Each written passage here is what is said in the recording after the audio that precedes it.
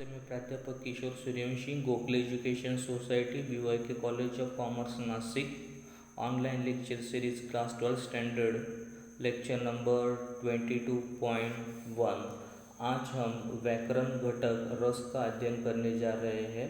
व्याकरण घटक रस अनिवार्य है। बोर्ड परीक्षा में उसके लिए 2 अंक निर्धारित किए गए हैं, इसलिए व्याकरण घटक रस का अध्ययन करना हमारे लिए आवश्यक है। रस की परिभाषा को पढ़ते हैं। रस का शाब्दिक अर्थ आनंद है। काव्य को पढ़ने या सुनने से जिस आनंद की अनुभूति होती है उसे रस कहा जाता है। आचार्य भरत मुनि ने नाट्यशास्त्र रचना में सर्वप्रथम रस का विस्तार से विवेचन किया है। आचार्य भरत मुनि को रस का जनक कहा जाता है। 11वीं कक्षा की युवक भारती पाठ्यपुस्तक में हमने करुण, हास्य, वीर, भयानक और वात्सल्य रस के लक्षण एवं उदाहरणों का अध्ययन किया है। इस वर्ष हम शेष रस रौद्र, बीभत्स, अद्भुत, श्रृंगार, शांत और भक्ति रस का अध्ययन करेंगे। रस काव्यशास्त्र में आचार्यों ने रस को काव्य की आत्मा माना है। विभाव, अनुभाव, व्यभिचारी भाव और स्थायी भाव रस के अंग है और इन अंगों अर्थात तत्वों के संयोग से रस की निष्पत्ति होती है। साहित्य शास्त्र में 9 प्रकार के रस माने गए हैं। कालांतर में अन्य 2 रसों को सम्मिलित किया गया है। यहाँ पे रस और उसके स्थायी भाव जो है वो बताए हैं, दिए गए हैं। जैसे कि पहला है श्रृंगार रस, जिसका स्थायी भाव है प्रेम, शांत का शांति, करुण का शोक, हास्य हास, वीर उत्साह, रौद्र क्रोध, भयानक भय, बीभत्स घृणा, अद्भुत आश्चर्य, वात्सल्य ममत्व, भक्ति भक्ति। पहला यहाँ पे जो रस दिया है श्रृंगार रस, उसके लक्षण के बारे में बताया है। श्रृंगार रस जहाँ नायक और नायिका अथवा स्त्री पुरुष की प्रेमपूर्ण चेष्टाओं, क्रियाकलापों का श्रृंगारिक वर्णन हो, वहाँ श्रृंगार रस की व्यंजना होती है। श्रृंगार रस के बारे में क्या बताया है? जहाँ नायक और नायिका अथवा स्त्री पुरुष की प्रेमपूर्ण चेष्टाओं, क्रियाकलापों का श्रृंगारिक वर्णन हो, वहाँ श्रृंगार रस की व्यंजना होती है।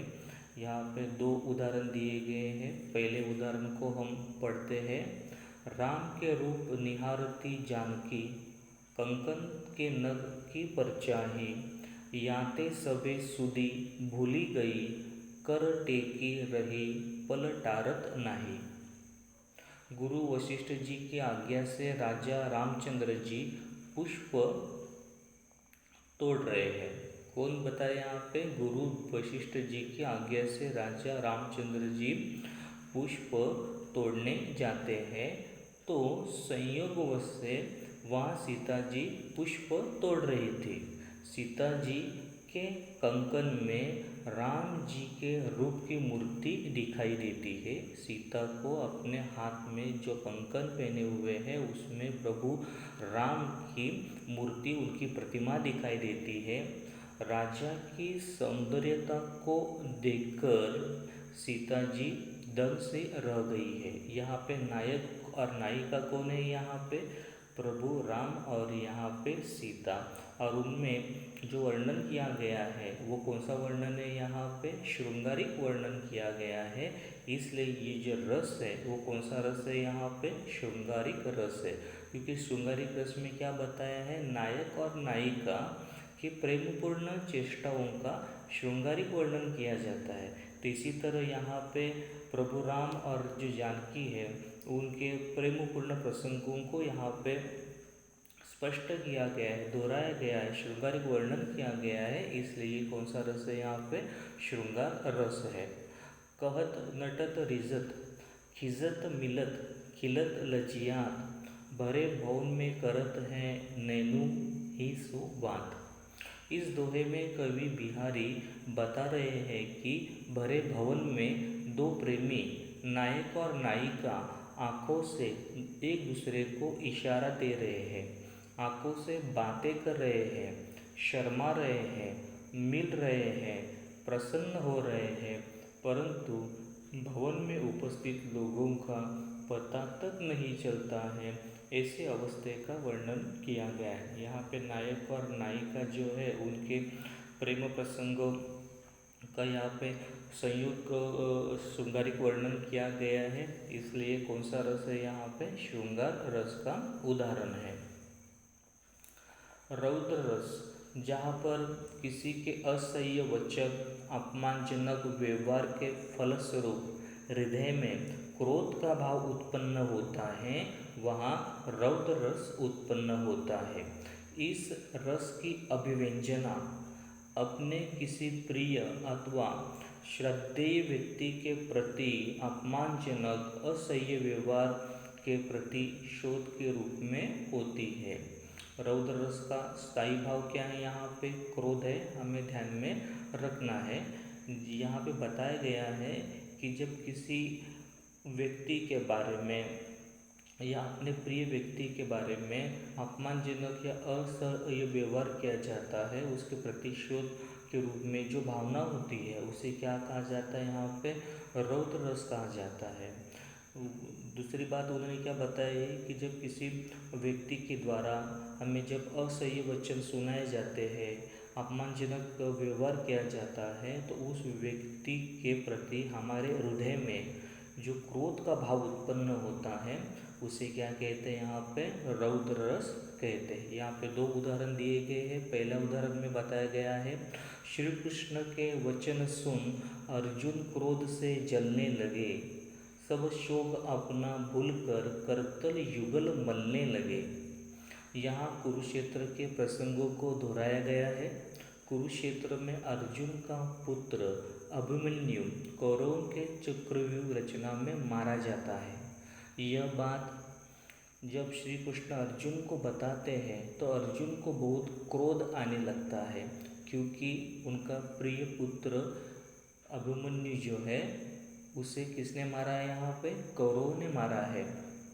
वह अपने सब शोक को भूलकर कौरवों का प्रतिशोध लेने की भावना से, क्रोध से अपने दोनों हाथों को मलने लगता है। जिस तरह से यहाँ पे रौद्र रस के लक्षण, उसकी परिभाषा के बारे में पता है कि जब किसी अपने प्रिय व्यक्ति के बारे में जब अपमानजनक या असह्य व्यवहार किया जाता है तो उसके प्रतिशोध के रूप में जो भावना होती है वो कौन सी भावना होती है? यहाँ पे रौद्र रस की भावना होती है। जिस तरह से यहाँ पे वर्णन किया गया है, इस वर्णन में बताया गया है कि यहाँ पे जो अर्जुन का जो पुत्र है उसे कौन मारते हैं? यहाँ पे कौरव मारते हैं, और उसके कारण अर्जुन के हृदय में प्रतिशोध की भावना, क्रोध की भावना जो निर्माण होती है उसे क्या कहते हैं? यहाँ पे रौद्र रस कहते हैं।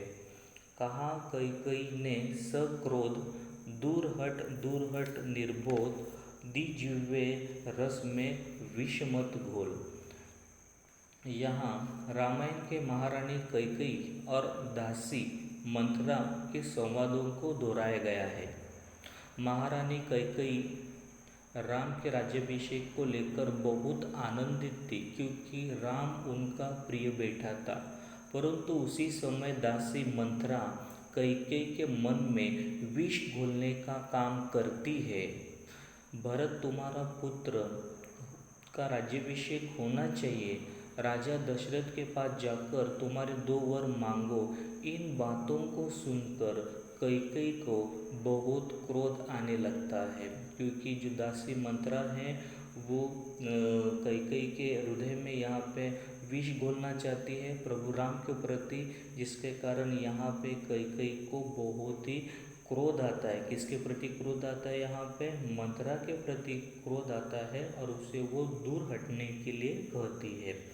इसलिए यहाँ पे कैकेयी जो है उसका प्रिय पुत्र कौन है? यहाँ पे राम। परंतु राम के बारे में जब मंथरा विपरीत बातें किसे कहती है? कैकेयी को कहती है, तो उसे क्या आने लगता है? यहाँ पे क्रोध आने लगता है, इसलिए ये रौद्र रस का उदाहरण है।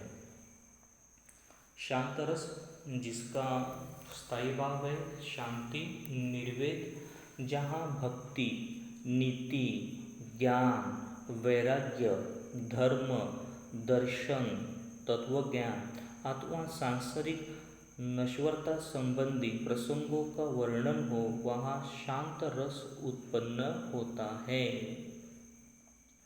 उन्होंने क्या बताया यहाँ पे शांत रस के बारे में, जहाँ भक्ति, नीति, वैराग्य, धर्म, दर्शन, तत्वज्ञान अथवा सांसारिक नश्वरता संबंधी प्रसंगों का वर्णन हो, वहाँ शांत रस उत्पन्न होता है। माला फेरत जुग भया, गया न मन का फेर, कर का मन का डारी के, मन का फेर। इस दोहे में कबीर जी कहते हैं कि भगवान का नाम लेते लेते, माला जपते जपते तुमने युगों युग बिता दिए हैं। सारा जीवन तुमने माला के मन के घुमाने में लगा दिए हैं। मनुष्य मन के शांति को जो माला जपता है उसमें यहाँ पे जो मन के है वो घुमाने लगता है, लेकिन अब तक तुम्हें अर्थात मनुष्य को मन की शांति की प्राप्ति नहीं हुई है। जिस मन की शांति के लिए तुम सदा भगवान की माला जपते रहते हो, वह शांति तुम्हें आज तक नहीं मिली। इसलिए इस हाथ में पकड़े मनकों को, जिसे तुम माला में डालकर घुमा रहे हो, इन्हें छोड़कर अपने मन को का ध्यान करो, अपने मन को शुद्ध करो, विचारों में शुद्धता और विचारों पर नियंत्रण लाओ, तभी तुम्हें मन की शांति की क्या होंगी, प्राप्ति होंगी। यहाँ पे संत कबीर ने यहाँ पे नीति के बातें बताए। अगर मन की शांति की प्राप्ति करना चाहते हैं तो ईश्वर का जप करने में जो आप माला जो है उसके मन के का जो फेर है उसे घुमाते रहते मनकों को, परंतु उससे हमें क्या मिलती है, यहाँ पे मन की शांति नहीं मिलती है। अगर आप मन की शांति को प्राप्त करना चाहते हैं तो प्रथम हमारा जो मन है उसे शुद्ध करना आवश्यक है, विचारों में शुद्धता लानी आवश्यक है, विचारों पर नियंत्रण लाना आवश्यक है, तभी हमें क्या मिल सकती है, यहाँ पे मन की शांति मिल सकती है। यहाँ कबीर जी ने नीति के बातें हमें बताई है, इसलिए कौन सा रस है, यहाँ पे शांत रस है। अगले उदाहरण को देखते हैं। माटी कहे कुम्हार से, तू क्यों रोंदे मोहे, एक दिन ऐसा आएगा मैं रोंदूंगी तुहे। यहाँ पे सांसारिक नश्वरता का यहाँ पे उन्होंने उदाहरण दिया है, देखेंगे किस प्रकार। माटी और कुम्हार की काल्पनिक वार्ता का वर्णन करते हुए कबीर जी कहते हैं, यहाँ पे माटी और जो कुम्हार है उसके काल्पनिक वार्ता का वर्णन किया गया है, जिसमें यहाँ पे कबीर जी कहते हैं, जैसे कुम्हार मिट्टी को रोनता है और उसे मनचाहा आकार देता है, उसी प्रकार एक दिन यह अवसर मिट्टी को भी मिलेगा, जब जीवन के पश्चात कुम्हार का नश्वर शरीर मिट्टी में ही मिल जाएगा, वह अपने अनुसार उसे आकार निराकार करेगी। उस दिन मिट्टी कुम्हार को रोंदेगी। इस संसार में प्रत्येक को बलवान बनने का अवसर मिलता है, सब समय पर निर्भर है। यहाँ पे जो उदाहरण दिया गया है, ये कौन सा उदाहरण दिया गया है, सांसारिक नश्वरता का उदाहरण दिया गया है, इसलिए यहाँ पे ये कौन सा रस है, यहाँ पे शांत रस है। अगला देखेंगे यहाँ पे बिभिन्न रस, जिसका स्थायी भाव यहाँ पे घृणा तिरस्कार है, जहाँ किसी अप्रिय, अरुचिकर, घृणास्पद वस्तु, पदार्थों के प्रसंगों का वर्णन हो, वहाँ बिभिन्न रस का रस जो है वो उत्पन्न होता है। सिर पर बैठो काग, आँखी दो खात, काक का अर्थ यहाँ पे कौवा है। खींच ही जीभ ही सियार, अति ही आनंद उर धारत, गिद्ध जांग के मांस खोदी खोदी खात उच्चारत। यहाँ पे वर्णन किया गया है कि जो मृत जो पशु है उसके सिर पर कौवा बैठा है और उसकी दोनों आँखों को खा रहा है। जो सियार है वो मरे हुए जो पशु है उसकी जो जीभ खींच रहा है उसमें उसे आनंद मिल रहा है। जो गिद्ध जो पक्षी है वो मरा हुआ जो पशु है उसके मांस को वो क्या कर रहा है, यहाँ पे खा रहा है। इस प्रकार का जब प्रसंग को हम सुनते हैं पढ़ते हैं तो जिसके कारण हमारे हृदय में घृणा का भाव निर्माण होता है। इसलिए ये कौन सा रस है, यहाँ पे बिभत्स रस है। अगला उदाहरण उन्होंने दिया है, सुडुक सुडुक घाव से पिल्लू मवाद निकल रहा है, नासिका से श्वेत पदार्थ निकल रहा है।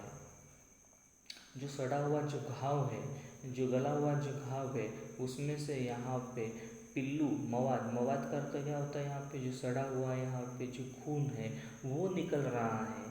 जो नाक है उसमें से यहाँ पे जो श्वेत पदार्थ निकल रहा है। इस प्रकार जब हम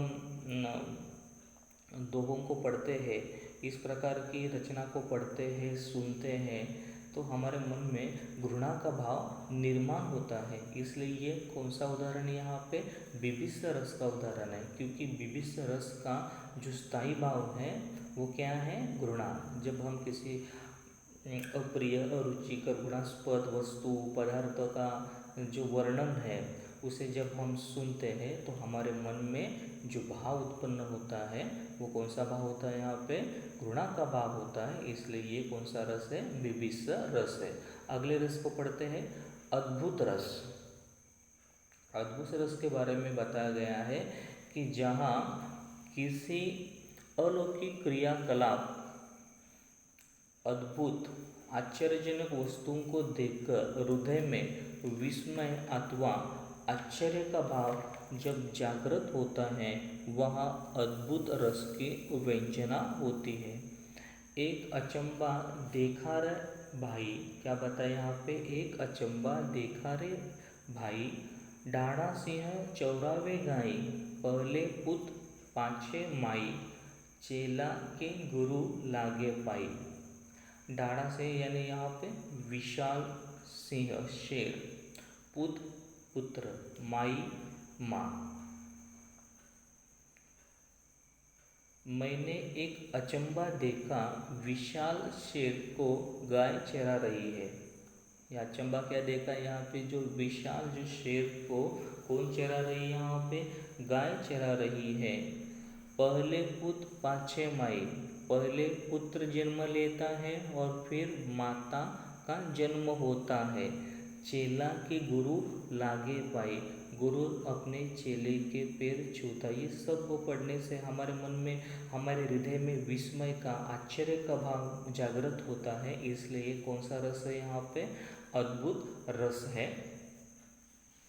बिनु पग चले सुने बिनु काना, कर बिनु कर्म करे विधि नाना, आनंद रहित सकल रस भोगी, बिनु वाणी वक्ता बड़े जोगी। वह बिना पैर के चलता है, सुने बिनु काना, बिना कान के सुनता है, कर बिनु कर्म करे विधि नाना, बिना ही हाथ के नाना प्रकार के काम करता है। आनंद रहित सकल रस भोगी, बिना मुँह के ही सारे रसों का आनंद लेता है और बिना वाणी के बहुत योग्य वक्ता है। इस प्रकार के वर्णन को जब हम सुनते हैं पढ़ते हैं तो हमारे मन में कौन सा भाव निर्माण होता है, यहाँ पे विस्मय आश्चर्य का भाव निर्माण होता है। इसलिए यह भी किसका उदाहरण है, यहाँ पे अद्भुत रस का उदाहरण है। अगले रस को पढ़ते हैं, यहाँ पे भक्ति रस। जहाँ ईश्वर अथवा अपने इष्ट देवता के प्रति श्रद्धा, अलौकिकता, स्नेह, विनयशीलता का भाव हृदय में उत्पन्न होता है, वहाँ भक्ति रस की व्यंजना होती है। तू दयालु दीन हो, तू दानी हो भिखारी, हो प्रसिद्ध पातकी तू पाप पुंजहारी। कवि तुलसीदास अपने प्रभु के प्रति अपनी विनम्रता, भक्ति भावना, आत्मसमर्पित भावना को स्पष्ट करते हुए कहते हैं कि हे नाथ, तू दीनों पर दया करने वाला है तो मैं दीन हूँ। दीन का अर्थ क्या होता है? गरीब होता है। तू अतुल दानी है तो मैं भीख मंगा अर्थात भिखारी हूँ।